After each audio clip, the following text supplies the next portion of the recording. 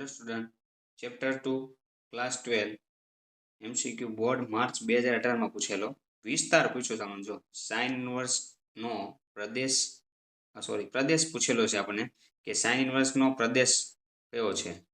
તો આના માટે મેં એક સ્ટ્રક્ચર બતાવેલું સ્વાધ્યાયની અંદર. તો એ સ્ટ્રક્ચરનો ઉપયોગ કરીને તમારે યાદ રાખી શકો કઈ રીતે. તો આ રીતે sine inverse, cos inverse, tan inverse, cot inverse, sec inverse અને કોસેક ઇન્વર્સ. અહીંયા આપણે વચ્ચે પ્રદેશ હતો, બંને બાજુ વિસ્તાર. તો આ રીતે યાદ રાખવા માટેની મેથડ કીધી આપણે સાઇન ઇન્વર્સનો વિસ્તાર લખવાનો છે.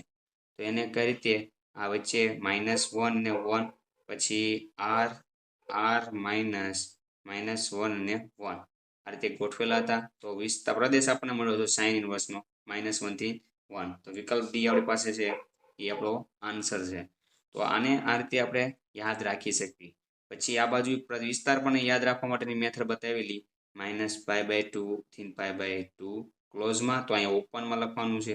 એ જ રીતે અહીંયા આપણે જોઈએ તો 0 થી π વિસ્તાર હતો કોસનો.